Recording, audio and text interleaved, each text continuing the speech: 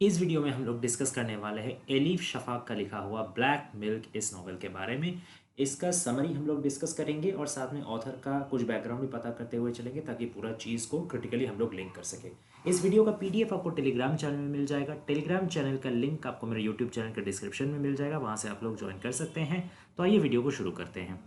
तो basically elif Shafaq एक Turkish कम English novelist, essayist और राइटर है। ये पॉलिटिकल एक्टिविस्ट भी है। ओके, ब्लैक मिल्क इनका लिखा हुआ एक मेमोयर है जहाँ पे इन्होंने अपने ऑटोबायोग्राफिकल एलिमेंट्स कुछ डाले हैं, खास करके जो पोस्ट पार्टम डिप्रेशन होता है, यानी पार्टीशन के बाद जब उनको अपना जगह टर्की छोड़ करके जाना पड़ा था, यूके में माइग्रेट होना पड़ा था कुछ पॉलिटिकल प्रेशर्स की वजह से, तो उस दौरान उनका दिमाग में क्या चल रहा था। फिर उनका जब मैरिड लाइफ शुरू हुआ, उनका बच्चा जो फर्स्ट डॉटर वो जब पैदा हुई, उसके बाद से उनका जो इंटॉलरेबल डिप्रेशन शुरू हुआ काफ़ी सारे रीजंस की वजह से। वो डिप्रेशन कैसे उनको लिटरली मेम कर दिया था, उनका क्रिएटिविटी को स्टॉप कर दिया था। ठीक है, फिर कैसे वो उस सिचुएशन से वो उभरी और एक मदर, एक होम मेकर और एक राइटर, ये तीनों सेल्फ में उनका जो इन म्यूचुअल कॉन्ट्रडिक्शन चल रहा था कि किसको रखे किसको मार दे, तीनों को ही अगर रखना हो तो कैसे करें, ये इतना सारा चैलेंजेस से भरा हुआ और आखिरकार में इसका सोल्यूशन भी फाइंड कर लेना और दोबारा लिटरेरी लाइफ शुरू कर लेना, ये इतना सारा घटनाओं का सम्मेलन है ब्लैक मिल्क। ठीक है, तो आइए इसका समरी हम लोग समझते हुए चलते हैं। फोर थम्बेलिनास का कंसेप्ट यहाँ आपको समझना ज़रूरी है। ये थम्बेलिनास क्या है? They are nothing but the different kind of embodiments of the writer herself. Elif Shafak का अपने ही मन के अंदर जो कहीं अलग अलग भावधाराएं चलती रहती थी, अलग अलग चिंताएं चलती रहती, सिर्फ एलिफ शफाक अकेले नहीं, हम हर कोई के, हर इंसान का दिमाग के अंदर more than one type of thoughts चलता है। तो उसी को उन्होंने एम्बॉडी कर दिया है चार अलग अलग कैरेक्टर के थ्रू। उनमें से एक कैरेक्टर है डेम डर्विश। ये उनका जो नॉर्मल शांत स्वभाव है, जो सूफीज़म पसंद करता है, उसको रिप्रेजेंट करता है। ठीक है, नेक्स्ट है मिस हाई ब्रॉड सिनिक। ये रिप्रेजेंट करता है ऐसा एक रीडर को जो हर समय क्रिटिसिज्म निकालता है हर चीज़ों में और लाइफ को लेके वो काफ़ी नेगेटिव है, काफ़ी पेसिमिस्टिक उसका अप्रोच है। ठीक है, जब भी कोई चीज़ अच्छा होता है तो उसमें वो कुछ टांग अड़ा देती है। ये वाला जो फीचर है वो सिनिक में है। Next character is little miss practical. तो आप नाम से ही समझते होंगे कि ये जो प्रैग्मेटिज्म है या यूटिलिटेरिज्म है, कि प्रैक्टिकल नॉलेज लेके चलना, जो सही हो जो फिजिबल हो उसको करना, ठीक है, लॉजिक का साथ लेके चलना, ये वाला जो कैरेक्टर है वो मिस प्रैक्टिकल वर्क में एम्बॉडी हुआ है। ये इनका मानना है कि जो ट्रेडिशनल आइडिया है कि अगर तुम अच्छे प्रोफेशनल वुमेन होगे तो तुम मदर नहीं बन सकोगे, मदर होगे तो प्रोफेशनल वुमेन नहीं बन सकोगे, ये वो नहीं मानती। वो मानती है कि अगर तुमको टाइम मैनेजमेंट आता है तो तुम बड़ा आसानी से सिंपली दोनों को ही कैरी आउट इक्वली कर सकते हो। नेक्स्ट जो कैरेक्टर है दैट इज मिलाडी एम्बिशियस चेकोवियन। ठीक है, ये एक आर्टिस्ट को रिप्रेजेंट करती है जो कि अपना ड्रीम को चेज करता है पूरा जिंदगी और उसके लिए अपना आर्ट से बढ़कर के कुछ नहीं है। उसका कहना है कि एक आर्टिस्ट को आर्ट ब्रीद करना चाहिए 24/7। ठीक है, उसका ध्यान ज्ञान, उसका एग्जिस्टेंस का एक और एकमात्र वजह बस आर्ट ही होना चाहिए, वही उसका पहचान है। ठीक है, अब ये हो गया चार मेन थंबनेल्स या चार अलग अलग टाइप्स ऑफ इनसाइट्स जो शफाक के मन के अंदर चलते रहते हैं और ये चारों एक दूसरे के साथ इंटरेक्ट करते हैं लाइक रियल कैरेक्टर्स। ओके, और इसके जरिए शफाक अपने मन के अंदर जो टर्बुलेंस चलता रहता था उसको बाहर निकालती है। ठीक है, अब दो कैरेक्टर और है। हालांकि ये दोनों कैरेक्टर शुरुआत से नहीं था, जब उनका शादी हुआ ईएफ के साथ, उनका वुड बी हस्बैंड, उसके बाद ये दोनों कैरेक्टर भी नया इमर्ज हो गए, यानी उनका मन के अंदर ये दोनों भाव भी आ गया। पहला था ब्लू बेल बॉवरी। ये रिप्रेजेंट करता है एक सेक्सुअली चार्ज वुमेन को, जाहिर सा बात है क्योंकि उनका शादी हुआ था तो उनका मन में रोमांटिक फीलिंग्स भी आया था, तो उसको एक रिप्रेजेंट करता है। और दूसरा जो है एक मामा राइस पुडिंग।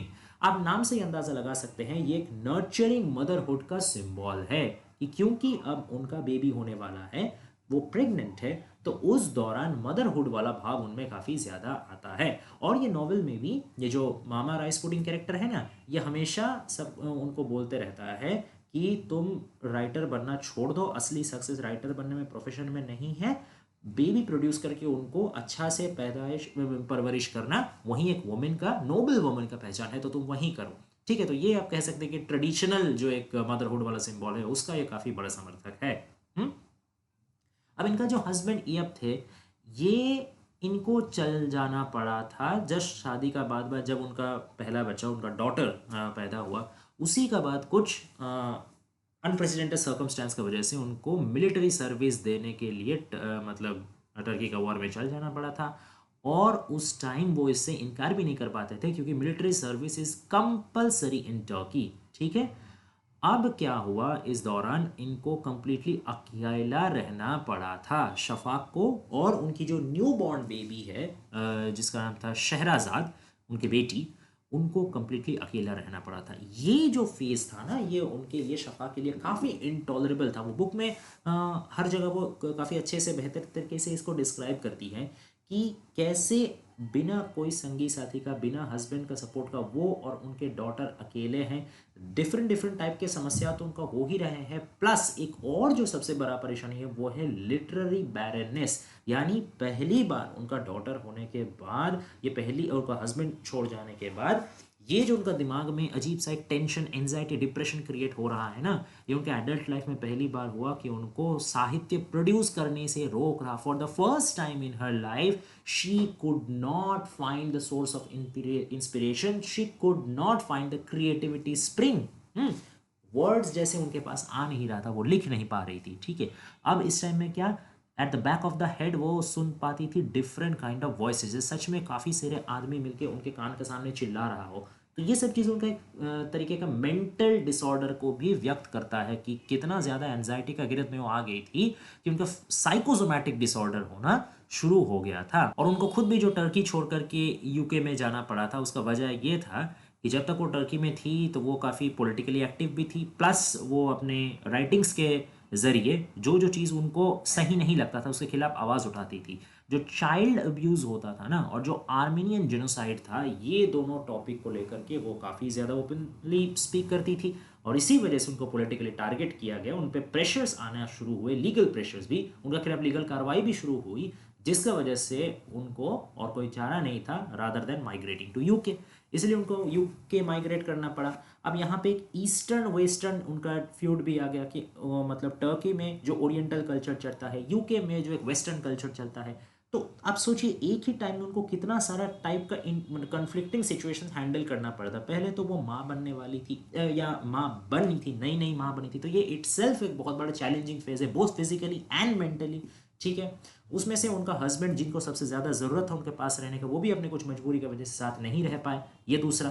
तीसरा है कि वो राइटिंग से इतना ज़्यादा प्यार करती थी, ऐसा हुआ कि उस टाइम वो, उनका दिमाग में कुछ क्रिएटिव आ भी नहीं रहा, राइटिंग में जैसे लगी उनका साथ छोड़ दिया है, और प्लस ये कल्चरल शॉक। तो इतना सारा चीज़ लेके आदमी पागल नहीं होगा तो और क्या होगा, है ना। अब नेक्स्ट वो अपने किताब में क्या करती है कि उनका कंटेम्प्ररी या फिर उनके पास्ट में जितने भी फीमेल राइटर्स थे, ऑब्वियसली सबको तो लिखना बारे पॉसिबल नहीं, कुछ कुछ जो नोटेबल फीमेल राइटर्स थे, उनका लाइफ का कुछ टुकड़ा वो उठा करके अपना किताब में लिखती है, जिससे वो खुद का सिचुएशंस का सिमिलैरिटी को पाती है। ठीक है, इनफैक्ट इसके बाद उन्होंने डिफरेंट टाइप के फीमेल ऑथर्स को स्टडी भी करना शुरू कर दिया था, और उसी से उनको पता लगा था कि उन्होंने भी अपने पर्सनल लाइफ में ऐसा कुछ सिचुएशंस झेला है जो कि अभी शफा खुद झेल रही है, और इनसे वो लोग निकले भी हैं। तो इसीलिए वो किसी एक सिंगल पर्सनैलिटी के साथ खुद को आइडेंटिफाई तो नहीं करती, बट सब कोई का ही जिंदगी का कोई ना कोई छोटा टुकड़ा, कोई इंसिडेंट, कोई पहलू है जिसके साथ वो खुद को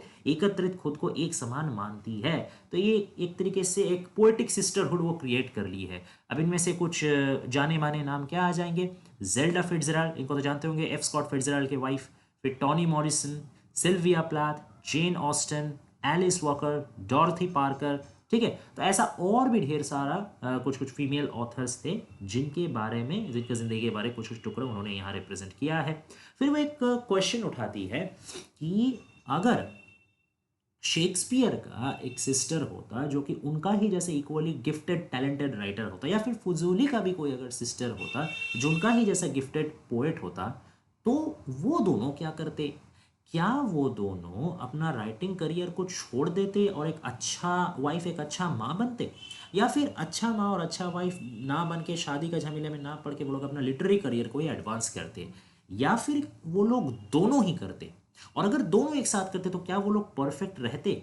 ये चीज़ वो डिस्कस कर रही है। इससे साफ साफ पता चल रहा है कि उनका खुद का मन के अंदर ये जो कन्फ्यूजन है, ये जो टेंशन है कि एक mother versus writer versus home maker या मैरिड वाइफ, अब जो भी कह लीजिए, ठीक है, एक घर संभालने का दायित्व, एक बहू का दायित्व, एक माँ का दायित्व और एक राइटर का दायित्व।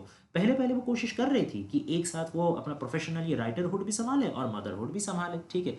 लेकिन फिर कुछ दिन बाद वो उनको समझ में आया कि एक चाइल्ड का केयर करना कितना मेटिकुलस काम है, कितना टाइम टेकिंग काम है और कितना वो मेंटली ड्रेन करने वाला काम भी है, ठीक है। वो आपका ना तो सिर्फ शारीरिक क्षमता को चूस लेता है, मानसिकताओं का भी आपको काफ़ी थका देता है, ठीक है।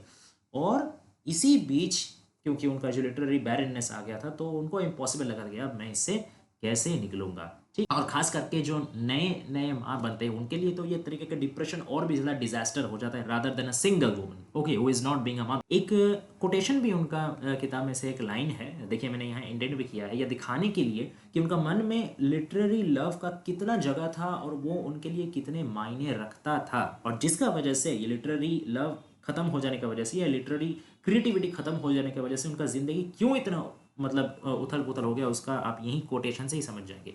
If I must resort to marriage as a metaphor, I can claim that literature is my husband and books are my children. The only way for me to get married is either to divorce literature or to take a second husband. यानी कि मैं अगर marriage को एक metaphor समझ लूँ तो literature मेरे पति है और किताबें मेरे बच्चे हैं। तो मतलब आप सोचिए एक लड़की के लिए, एक वाइफ के लिए उसका हस्बैंड जितना प्यारा होता है, जितना इज्जतदार होता है, जितना मायने रखता है, लिटरेचर शफाक के लिए उतना ही मायने रखता है। और अपना संतान एक माँ के लिए जितना वैल्यूएबल होता है, उनका लिखा हुआ बुक्स भी, उनका क्रिएशन भी उनके लिए उतना ही वैल्यूएबल है। अगर मुझे मैरी करना हो, अगर मुझे किसी इंसान से शादी करना हो तो एक ही उपाय है, या तो मैं लिटरेचर से डिवोर्स ले लूँ या तो मैं उस इंसानी पति को अपना सेकंड हस्बैंड का रूप से स्वीकार करूँ। यानी मेरे दिमाग में, मेरा दिल में लिटरेचर इतना जगह लेकर के है, मेरा क्रिएशन लिटरेरी क्रिएटिविटी इतना जगह लेकर के, उसका इतना अहमियत ये है कि किसी भी ह्यूमन हस्बैंड के लिए मैं उसको फर्स्ट स्लॉट से हटा नहीं सकती। कोई ह्यूमन को हस्बैंड को अगर मेरी ज़िंदगी में आना है तो एज ए सेकेंड प्रायोरिटी आना पड़ेगा, ठीक है। और या तो मुझे लिटरेचर से संपूर्ण खुद को जुदा कर लेना पड़ेगा, जो कि मेरा अपना लिए एक बहुत बड़ा गम से कम नहीं। इसी वजह से उनका जो लिटरेरी क्रिएटिविटी जो स्टॉप हो गया था, हालांकि वो टेम्पररी हुआ था लेकिन फिर भी उनके लिए बहुत बड़ा एक शौक था, ठीक है। और हालांकि उतना तबीयत इतना ज़्यादा ख़राब हो गया था एक टाइम में कि वो अपने मतलब आदमी से मिलना जुलना तो बंद कर ही दी थी, खुद को भी वो देखना पसंद नहीं करती थी।